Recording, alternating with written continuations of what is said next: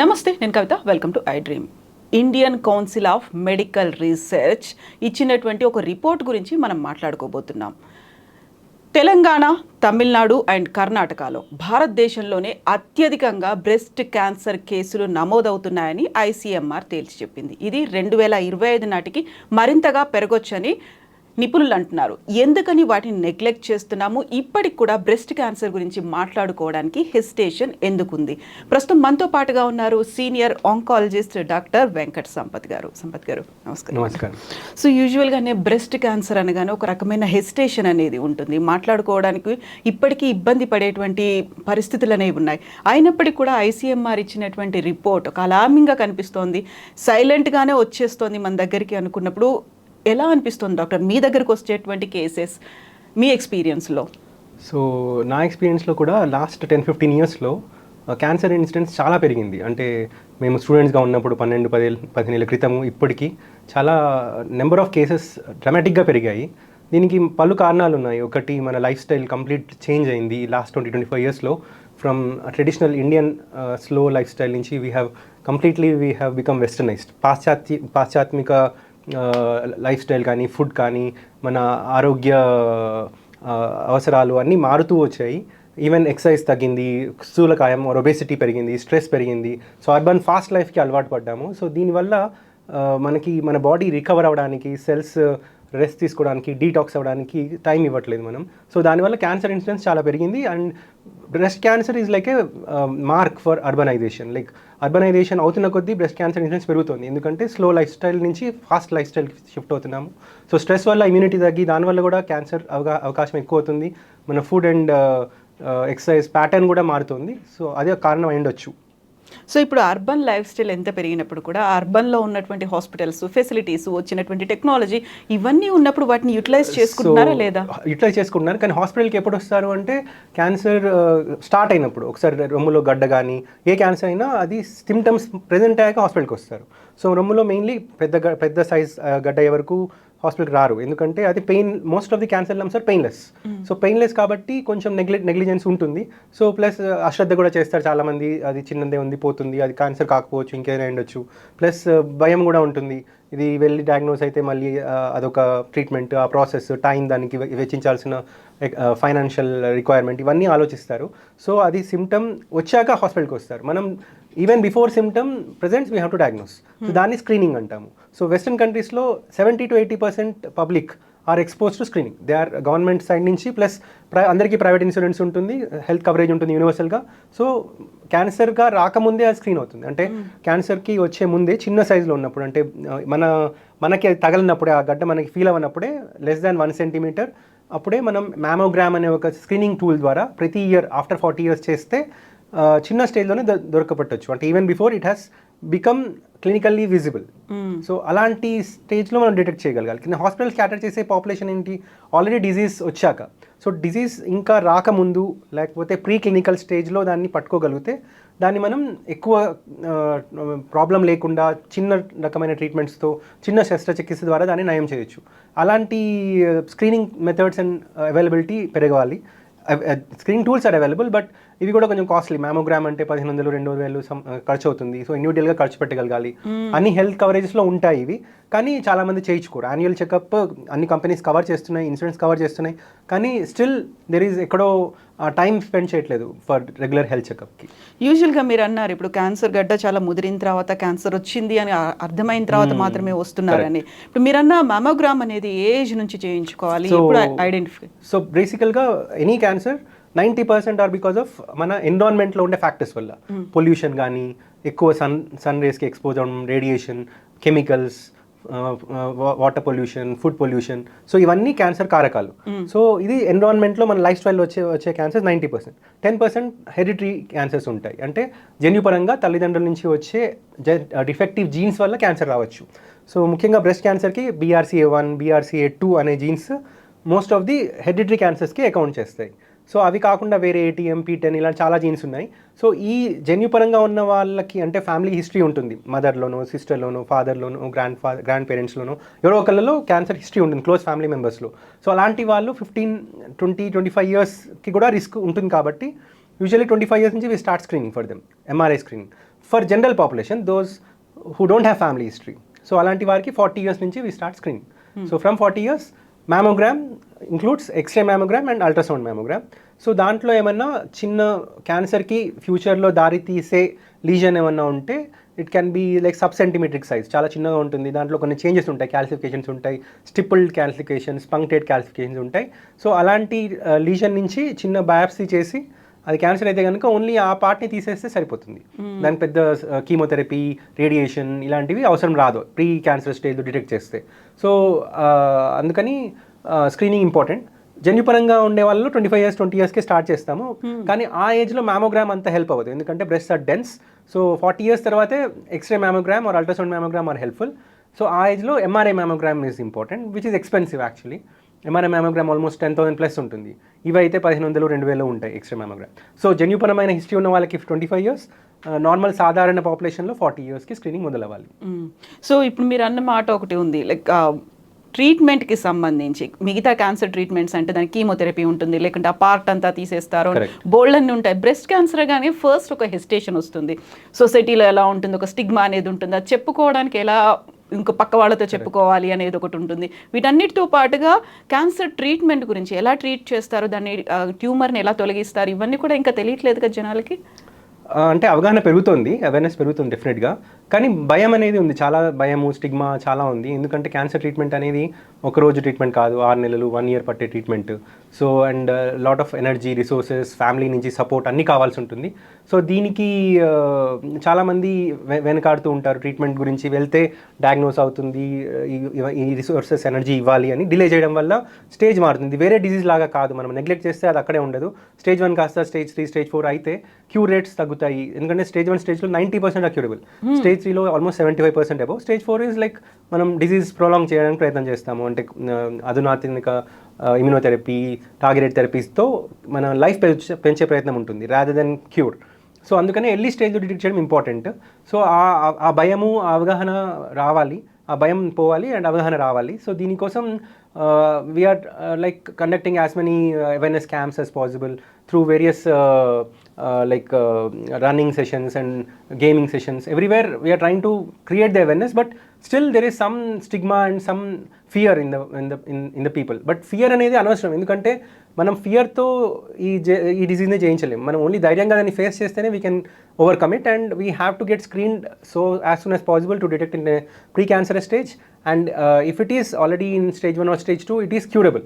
So surgery, chemo, radiation అవి కొంచెం ఛాలెంజే, కానీ one can cure the disease and one can have a normal life style after that. Unlike earlier, now the advances are so good that the life style is not affected by treatments. So side effects తగ్గుతున్నాయి, ఇంతకుముందు అంత భయపడాల్సిన side effects లేవు. వాటిని ఆ side ఎఫెక్ట్స్ని ఎదుర్కోవడానికి అవసరమయ్యే మందులు చాలా అవైలబుల్ ఉన్నాయి. ఒకప్పుడు వామిటింగ్ ఇవి ఉండేవి, ఇప్పుడు అవి తక్కువ అవుతున్నాయి రాను రాను.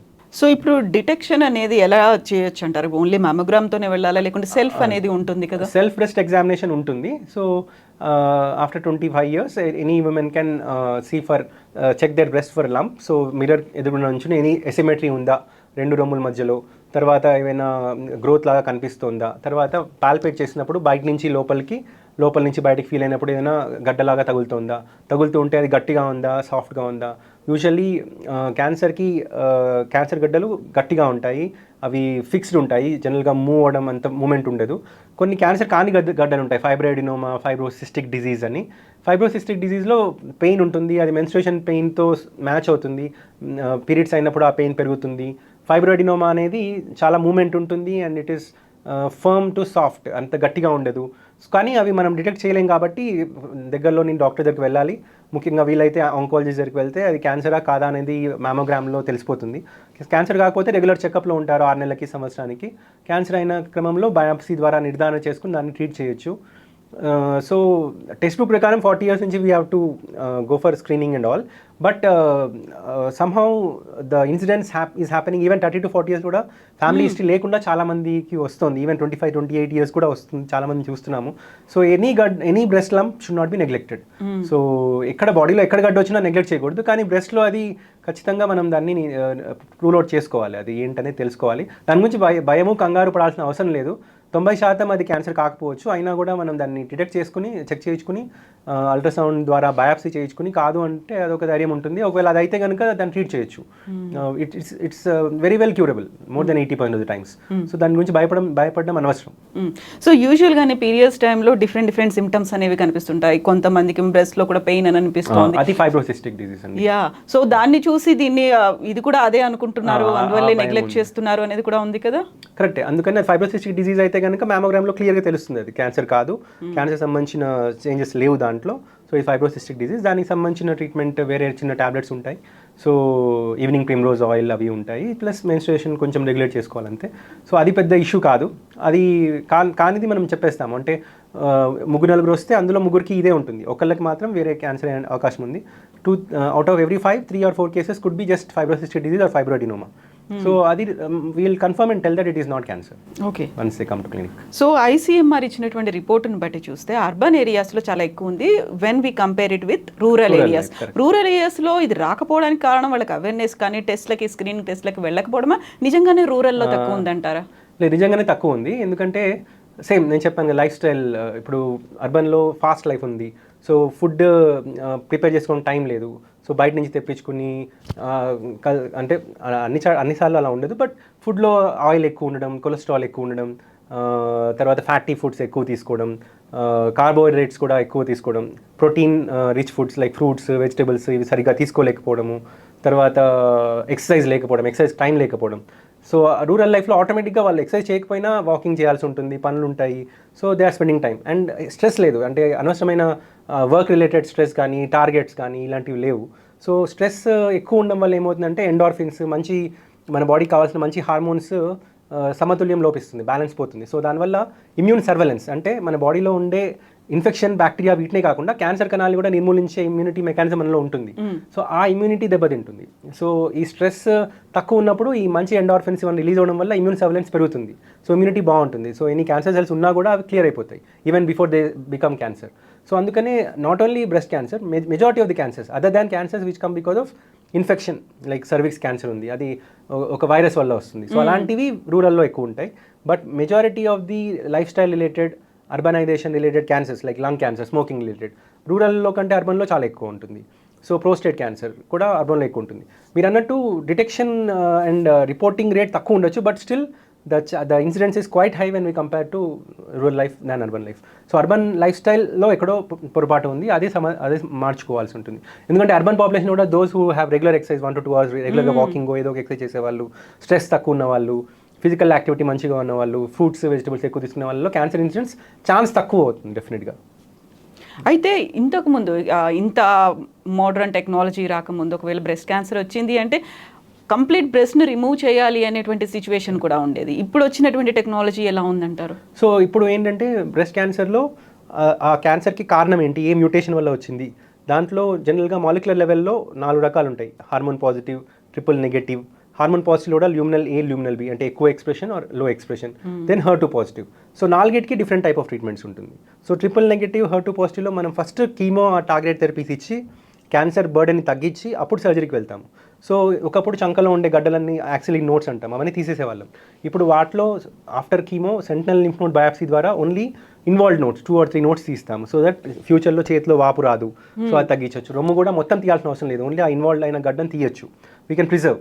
అంటే హెరిడిటరీ ఫ్యామిలీ హిస్టరీ ఉన్న వాళ్ళలో we don't recommend preserving the breast, but 90% of the times where the disease is due to environmental factors only involved tumour మాత్రమే తీయచ్చు. ఒకవేళ ట్యూమర్ పెద్దగా ఉంటే రీకన్స్ట్రక్షన్ కూడా చేయొచ్చు ప్లాస్టిక్ సర్జరీ ద్వారా, so that cosmetically breast outlook effect అవ్వదు.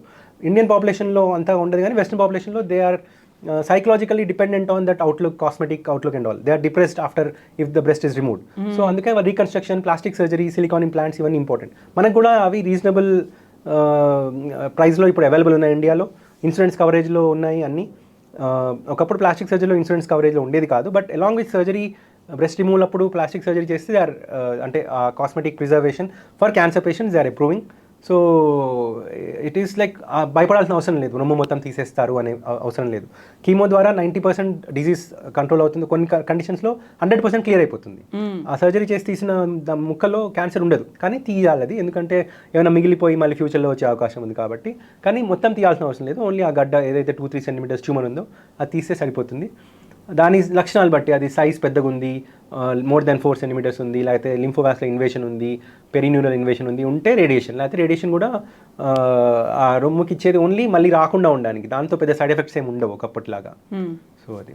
So ఈ మధ్య కాలంలో బ్రెస్ట్ క్యాన్సర్ గురించి చెప్తున్నటువంటి సెలబ్రిటీస్, మోడల్స్ కావచ్చు, హీరోయిన్స్ నెంబర్ అనేది చాలా పెరుగుతుంది. అంటే వాళ్ళకి రెగ్యులర్గా మెడికల్గా కావాల్సినటువంటి స్క్రీనింగ్ టెస్టులు కావచ్చు, మిగతా అన్ని టెస్టులకు సంబంధించి వాళ్ళు వెళ్తూ ఉంటారు కాబట్టి ఎర్లీగా డిటెక్ట్ అవుతుంది, వాళ్ళకి కావాల్సినటువంటి ట్రీట్మెంట్ అనేది తీసుకుంటారు. బట్ ఇప్పుడు మళ్ళీ మనం మన ఇండియన్ ఉమెన్కి సంబంధించి చూసుకుంటే ఒక ల్యాకింగ్ అనేది ఎక్కడుందంటారు? ఈ అవేర్నెస్ లేకుంటే ఒక హెసిటేషన్ అనేది ఉందంటారా? అదే అండి, hesitation and awareness, and it's responsibility of the family members also. ఎందుకంటే మన హెల్త్ అందరూ వాళ్ళు వర్క్ చేసి ఫ్యామిలీకి ఇచ్చే కాంట్రిబ్యూషన్ టైం వల్ల చాలామంది women, whether it's mother are sister or wife, they don't give that much importance to their health. So husband, father and children should note that, and they should themselves take the responsibility of taking the women in their lives to the clinic and getting it screened, because we cannot say that the woman is only responsible for everything. So the people around should be motivated, should encourage them to get this screened, because life is important, and the quality of life, because cancer అనేది advance స్టేజ్లో బోన్స్లోనో ఇక్కడ వస్తే life పెంచవచ్చు, కానీ ఆ bone pains, ఆ suffering అవన్నీ ఎక్కువ అవుతాయి. సో కీమో ఎప్పుడు అవసరం అవుతుంది, ప్లస్ టార్గెట్ థెరపీస్లో ఉండే సైడ్ ఎఫెక్ట్స్ అవన్నీ తీసుకోవాల్సి ఉంటుంది. సో అందుకే ఎర్లీ స్టేజ్ డిటెక్ట్ చేయడం చాలా ఇంపార్టెంట్. కాబట్టి క్వాలిటీ ఆఫ్ లైఫ్ ఇవన్నీ దృష్టిలో ఉంచుకుని the women themselves have to get motivated, and people around should get them checked. We have financially now everybody can go for a simple private health insurance, and government also is supporting in its maximum possible ways by giving Arogyasri and Ayushman Bharat and other programs. So when health is available everywhere, we should not neglect our health. Health అన్నిటికంటే important. ఎంత wealth ఉన్నా కూడా health లేకపోతే there is no point in how much ever wealth and everything you have. So health should be of top priority, and people should not hesitate to take insurance, to get annual checkups and address them, because only if you have a good quality of healthy life, then only you can have a proper wholesome life. Otherwise there is no meaning in life. And now with the possibility of life survival improving to 90 to 100 years, life expectancy is dramatically improving. So when you're going to live long, you need to have a proper health. Like suppose US presidents now, the both who are in race are above 80 years. So it is that target we are reaching, we are aiming at. So maintaining a good health life with a good healthy exercise, prevention, screening and all are quite important as of now. So యూజువల్గానే women హెల్త్కి సంబంధించి చూసుకుంటే issues, periods సంబంధించిన issues కావచ్చు, లేకుంటే gynaec issues కావచ్చు, breast cancer issues కావచ్చు, తెలిసిన వెంటనే ఒక రకమైనటువంటి డిప్రెషన్ వస్తుంది, వాళ్ళు డౌన్ అయిపోతారు, లో అయిపోతారు, అండ్ ఫ్యామిలీకి సంబంధించినటువంటి ఒక సపోర్ట్ కూడా ఇవ్వాల్సిన అవసరం ఉంటుంది. ఇవి ఎక్స్ప్రెస్ చేసుకోవడానికి కూడా ఒక మొహమాటం అనేది ఉంటుంది, పెద్దగా తెలీదు, వాళ్ళు ఎదుటి వాళ్ళు ఎలా రియాక్ట్ అవుతారో అనేది ఒకటి ఉంటుంది.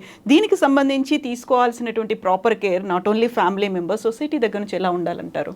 సొసైటీ నుంచి కూడా సపోర్ట్ కావాలి. అందుకే there are many initiatives now to give to around the pregnancy, that 1 to 2 years of leave, and that too paid leave. So everybody is supporting that initiative, and governments are also addressing that. So the number of women employees is increasing to the same tune as men, like 50% cross avali anedi aim.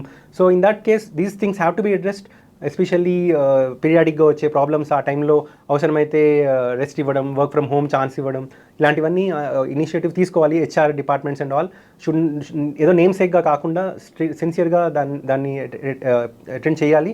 And there should be, అంటే there is no dearth of counsellors and psychologist. వీళ్ళని approach అవ్వడానికి కూడా మనం hesitate చేయకూడదు.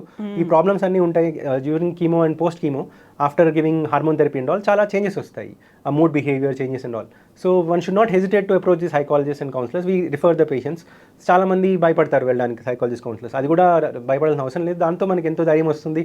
వాళ్ళు మన problems వింటారు, they address in a simple way. It's not that medical రెమెడీసే ఇవ్వరు, నాన్ మెడికల్ రెమెడీస్, కౌన్సిలింగ్, మన ప్రాబ్లమ్స్ వినడం, అది కూడా ఇంపార్టెంట్. సో అలాంటి హెల్ప్ తీసుకోవడానికి కూడా వెనకాడకూడదు. అవి కూడా on a phone call they are available now. So ఈ హోలిస్టిక్గా అన్ని యాంగిల్స్ నుంచి ఈ సపోర్ట్ కావాలి, ఒక సైడ్ నుంచే కాకుండా family, from the government, from the offices, from the media, from the health group, everywhere this approach is required. So యూజువల్గా ఇలాంటిది ఏదైనా ప్రాబ్లం వచ్చింది, అప్పుడు డాక్టర్ దగ్గరికి వెళ్ళాలి, రిమూవ్ చేస్తారు అనుకున్నప్పుడు ఫెమినైన్ లుక్ అనేది పోతుంది అనేటువంటి, అది భయపడాల్సిన అవసరం లేదు. ఇప్పుడున్న అడ్వాన్సెస్తో the cosmetic outlook is important, and all the surgical oncology has reformed from modified radical mastectomy మొత్తం బ్రెస్ట్ తీసే దగ్గర నుంచి breast preservation or wide local excision or breast conservation వైపు మొగ్గు చూపుతుంది. సో సర్జన్స్ రోబోటిక్ అప్రోచెస్ ఉన్నాయి, రోబోటిక్ సర్జరీ అవైలబుల్ ఉంది, minimum invasive surgery approach available ఉంది. అండ్ ఒకప్పటిలాగా సర్జరీ తర్వాత రికవర్ అవ్వడానికి చాలా టైం పట్టదు. 1-2 daysలో people can be back to their activities and all, and without much morbid thing. All the surgeons, the aim is to preserve the breast outlook, cosmesis, and if required they do silicone implants or grafting, ఇవన్నీ చేసి they preserve the shape. That is the aim. So ఇప్పుడు మనం 2024లో ఉన్నాం. 1 yearలోనే ఇది ఇంకా పెరుగుతుంది అనుకున్నప్పుడు ఇది పెరగడానికి కరెక్ట్. యా, ఎందుకని అలా అంటారు? అదే ఇది ఒక కారణం కాదు, multiple. This is a problem which is like not confined only to us. Whole world, the environmental factors and pollution have become extreme. So as a race, we are at risk now because the deforestation ఇంకెక్కువ అవుతుంది. We are telling that we are creating renewable sources and all, but at the same time we are damaging the existing forests. Every day we are encroaching into forests. So if we do not stop deforestation, do not promote plantations, trees, and more environmental friendly living or ecosystem awareness and all, then we are all at doom.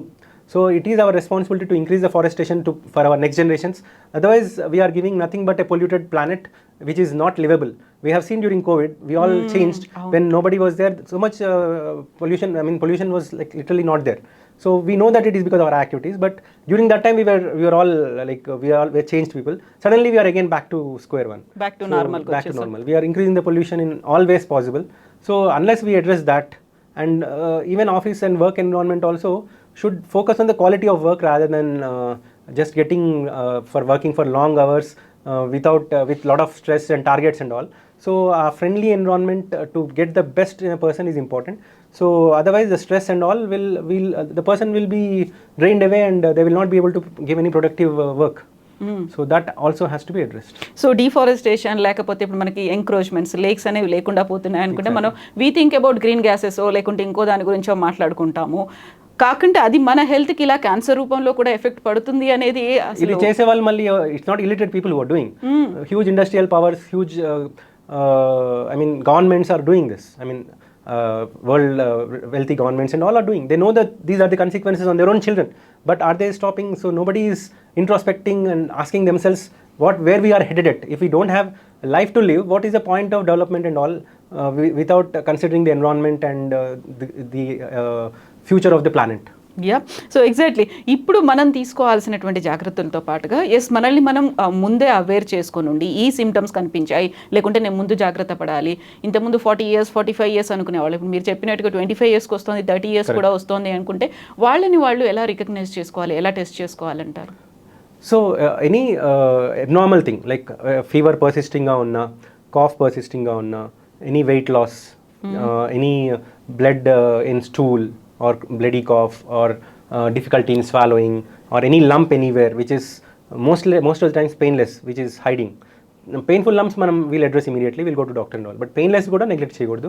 So any of these abnormal from normal life style నుంచి కొంచెం deviation ఉండి more than 15-20 days ఆ symptom అట్లానే ఉంది, fever ఉంది, treatment తీసుకున్న తగ్గట్లేదు, cough ఉంది తగ్గట్లేదు, మోషన్ ఐదర్ డయేరియా అంటే విపరీతమైన లూజ్ మోషన్స్ కానీ కాన్స్టిపేషన్ కానీ మలబద్ధకం అది చాలా రోజులు ఉన్నప్పుడు there is some deviation in our life style.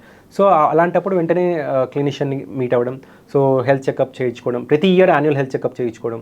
So దీని ద్వారా బ్లడ్లో ఏమన్నా అబ్నార్మాలిటీస్ ఉన్నా అవి ఇన్వెస్టిగేట్ అవుతాయి. సో కొన్ని క్యాన్సర్ మార్కర్స్ ఉంటాయి like CA, CA125, CA15, CA99 ఇట్లాంటివి. సో బ్రెస్ట్లో ఈ CA515 ఉంటుంది, 15-5 ఉంటుంది. సో ఈ మార్కర్స్ అబ్నార్మల్గా ఉండడం, సో CE అనేది కోలన్ క్యాన్సర్లో అబ్నార్మల్గా ఉంటుంది. తర్వాత అల్ట్రాసౌండ్లో ఏమన్నా కిడ్నీలో క్యాన్సర్ ఉన్నా, లివర్లో క్యాన్సర్ ఉన్నా, ఓవేరీస్లో క్యాన్సర్ ఉన్నా అన్నీ తెలుస్తాయి మనకి. సో ముందుగానే అంటే క్యాన్సర్లో కాదు, చిన్న స్టేజ్లో తెలుస్తాయి అవి ఏంటి అనేది. సో దాన్ని నిర్ధారణ చేయొచ్చు. చిన్న సింపుల్ CT చెస్ట్ స్మోకర్స్ ఉన్నారు ముఖ్యంగా. సో 30-40 years కల్లా వాళ్ళు చైన్ స్మోకర్స్ ఉంటే లో డోస్ CTలో లంగ్ క్యాన్సర్ ఏమన్నా ముందు స్టేజ్లోనే దొరికే అవకాశం ఉంటుంది. సో ఏ క్యాన్సర్ అవకాశం ఉందో హెరిడిటరీగా, ఫ్యామిలీ పరంగా, మన లైఫ్ స్టైల్ వల్ల, మన హ్యాబిట్స్ వల్ల, మన ఫుడ్ ఒకవేళ బాగా మసాలా ఫుడ్స్, కారం ఎక్కువ ఉండే ఫుడ్స్, స్పైసీ ఫుడ్స్ తినే వాళ్ళలో పేగుల క్యాన్సర్ రిస్క్ ఉంటుంది. ఒబేసిటీ, కొలెస్ట్రాల్ వీటిలో ఉన్న వాళ్ళల్లో pancreas and colon cancer risk ఉంటుంది. సో ఈ లక్షణాలు అంటే ఈ లైఫ్ స్టైల్ ఉన్నప్పుడు ఇలాంటివి తగ్గట్టుగా చూసుకోవడం. అందుకే రెగ్యులర్ యాన్యువల్ చెకప్లో డాక్టర్ అపాయింట్మెంట్ కూడా ఉంటుంది. So we can discuss all these things and మేము we like recommend any more test than then regular checkup. So cancer specific test కూడా రాస్తామన్నమాట. సో అందుకని annual checkup is important so that ఇలాంటి symptoms address అవుతాయి, ఏ problem ఉన్నా దాన్ని deal చేయొచ్చు. Plus any simple symptom should not be neglected which is there for long time. Any lingering symptom which is persisting for long time should be immediately addressed. So ఇప్పుడు cancer అని breast cancer అనేది both sides వస్తుందా లేకుంటే single breast గానే వస్తుందా? Majority of the time సింగిల్గానే start అవుతుంది. So family history ఉన్న వాళ్ళలో 2 సైడ్లో రిస్క్ ఉంటుంది, కానీ ఒకటేసారి 2 రావడం అనేది అరుదు. వస్తాయి కానీ అరుదు. సో ఫ్యామిలీ హిస్టరీ ఉన్న వాళ్ళలో ముందే మనం స్క్రీనింగ్ ఉంటుంది 25-20 ఇయర్స్ నుంచే. తర్వాత ఒకసారి ఒక బ్రెస్ట్ క్యాన్సర్ ట్రీట్ చేశాక patient will be on follow up with us. So every 4 months 5 months they will be coming for checkup first 3 years ముఖ్యంగా. So after that every 6 months, తర్వాత 1 yearకి ఒకసారి. 1 yearకి ఒకసారి ఆపోజిట్ బ్రెస్ట్ ఏదైతే నార్మల్ ఉందో దాన్ని కూడా mammogram చేస్తూ ఉంటాం ప్రతి 1-2 yearsకి ఒకసారి. సో ఏమైనా వచ్చినా కూడా మనం డిటెక్ట్ చేయొచ్చు. ఒకసారి ఆల్రెడీ పేషెంట్ మన దగ్గర ఫాలోఅప్లో ఉంటారు కాబట్టి. అప్ ఫ్రంట్ మాత్రం రెండిట్లో వచ్చేది కూడా మ్యామోగ్రామ్లో డిటెక్ట్ అవుతుంది. సో జన్యుపరంగా వచ్చే వాళ్ళు రెండిట్లో లైఫ్ టైం రిస్క్ ఆఫ్ 70% ఉంటుంది. సో అందుకే ప్రొఫిలాక్టిక్ మాస్టెక్టమీ కూడా చేస్తాము జన్యుపరంగా ఉన్న వాళ్ళు. కానీ 100 కేసులలో 90% are due to environment. Only 5-10% జన్యుపరంగా వస్తాయి. వాళ్ళలో 2 సైడ్లు వచ్చే అవకాశాలు ఎక్కువ. సో ఏ ఏజ్ దాటిన వాళ్ళు మ్యామోగ్రామ్ చేయించుకోవాల్సిన అవసరం? సో సాధారణ పాపులేషన్లో 40 years అండ్ హెరిడిటరీ తీసుకున్న వాళ్ళు 25 years. దీంతో పాటుగా మనకి సోనో మ్యామోగ్రామ్. సో మ్యామోగ్రామ్లో 2 కంబైన్ చేస్తాం, ఎక్స్రే, అల్ట్రాసౌండ్. 2 కంబైన్ చేసి మనకు తెలుస్తుంది. అంటే ఏమన్నా అల్ట్రాసౌండ్లో కొంచెం ఇంకొంచెం స్పెసిఫిక్గా ఏమన్నా లీజన్స్ మిస్ అయినా కూడా దొరుకుతాయి. ఎక్స్రేలో కంబైన్ చేయడం వల్ల స్కోర్ ఈజ్ హై.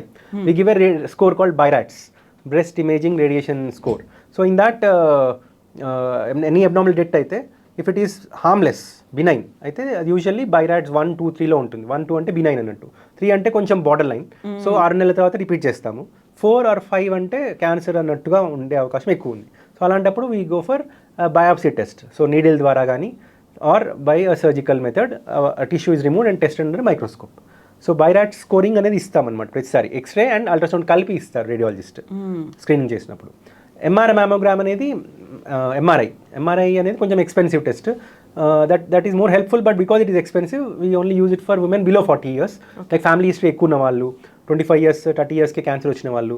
సో అలాంటి వాళ్ళలో మనం ఎంఆర్ఐ మ్యామోగ్రామ్ యూజ్ చేస్తాం. సో ఎంతకాలం గ్యాప్తో duration? Usually 1 to 2 years is ideal time. అనుమానం ఉంటే వితిన్ 6 months వి రిపీట్. అనుమానం లేదు అంటే 1 year to 2 years. Maximum 2 years delay చేయకూడదు. 2 years లోపల చేయించుకుంటే better. Yes doctor, thank you so much doctor. Thank you.